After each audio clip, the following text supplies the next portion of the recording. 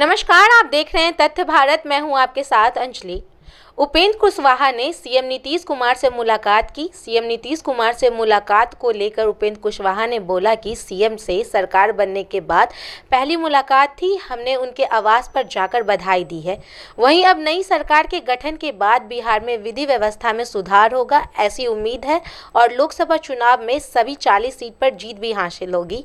अब कहीं से भी कोई चुनौती नहीं है। वहीं एनडीए गठबंधन पर उन्होंने कहा कि एनडीए की जीत विधानसभा चुनाव में 2025 में भी होगी। वहीं राहुल गांधी के बिहार दौरे को लेकर कहा, इनके दौरे और रैली से कोई फर्क अब नहीं पड़ने वाला। वहीं एक बार फिर से जेडीयू में जाने के सवाल पर कहा कि अब किसी भी हाल में कहीं भी नहीं जाने वाले। पिछले दिनों ही कर्पूरी जी को भारत रत्न मिला था, क्या ये भी डिमांड है कि जगदेव बाबू को भारत रत्न मिले? उन्होंने काम किया। देखिए, निश्चित रूप से भारत रत्न मिला जननायक कर्पूरी ठाकुर जी को, इसके हकदार थे जननायक।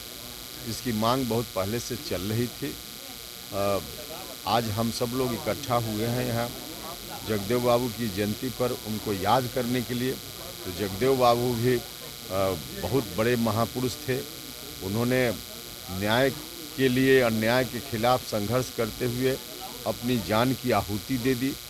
तो इतना बड़ा बलिदान दिया है इन्होंने। तो इनके लिए भी जननायक कर्पूरी ठाकुर जी को जो मरणोपरांत सम्मान मिला, उस तरह के सम्मान के हकदार जगदेव बाबू भी हैं, इनको भी मिलना चाहिए। नहीं, देखिए, स्वाभाविक है, अभी सरकार फिर से पुनर्गठित हुई है तो आपस में शुरुआती दौर है, इसलिए एडजस्टमेंट में कुछ परेशानी जैसा नहीं है। लेकिन एडजस्टमेंट में थोड़ा वक्त तो लगता ही है। तो उसके चलते पहले से, क्योंकि विधानसभा के सत्र की तारीख तय की जा चुकी थी, तो फिर से बदली हुई परिस्थिति में अगर 2-4 दिन आगे पीछे होता है तो कोई अस्वाभाविक चीज़ नहीं है। कितनी तैयारी है लोकसभा चुनाव को लेकर? क्योंकि हाँ, बिल्कुल, लोकसभा चुनाव को लेकर हमारी पार्टी पहले ही से 40 में 40 जगह तैयारी मजबूती से कर रही है। और चुनाव की घोषणा अब आज हो जाए तो हो जाए, हम लोग तो चुनाव के लिए पूरे तौर पे तैयार हैं। एनडीए गठबंधन में 40 में 40 सीट कैसे गठबंधन जीते, इस बात के लिए हम लोग बिल्कुल तैयार हैं।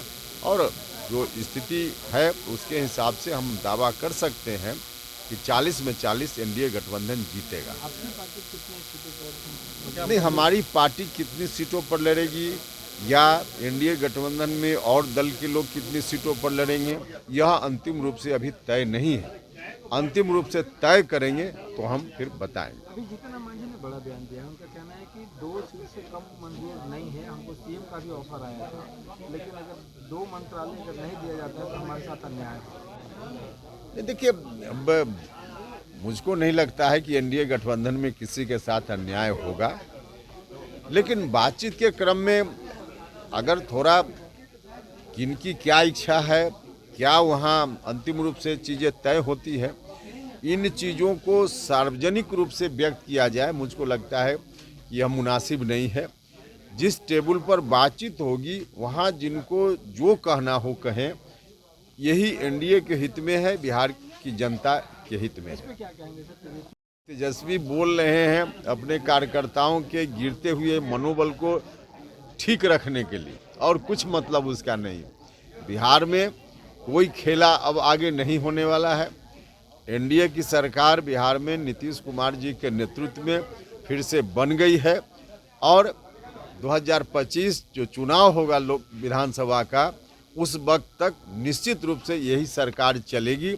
इसमें बीच में कोई अगर सोच रहा हो तो अपने को मुगालते में रख रहा है। आपको डर है क्या कि उनके विधायक टूट जाएंगे या कहीं दूसरे जगह चलेंगे, लगता है क्या? हाँ, वो इसलिए हमने कहा कि उनको है इस बात की आशंका, क्योंकि वहाँ अब जो स्वरूप बच गया है महागठबंधन का, उसमें न तो एक लोकसभा की सीट जीतनी है, विधानसभा में भी पिछली बार कुछ अलग तरह की घटनाक्रम हो गया था, जिसके चलते उनको उतनी सीटें मिल गई। इस बार बिल्कुल उस तरह का कुछ नहीं होना है, तो उस बार से भी उनकी सीटें घटेंगी विधानसभा में भी। तो इसलिए उनको लगता है, और फिर उनके जो विधायक हैं, इस परिस्थिति के कारण लोग डरे हुए हैं, सहमे हुए हैं। उनके डर को समाप्त करने के लिए, उनको रोकने के लिए इस तरह का बयान तेजस्वी जी दे रहे हैं कि फिर कोई खेला होगा, ताकि उनके विधायकों के अंदर रहे कि शायद फिर हम बच जाएंगे।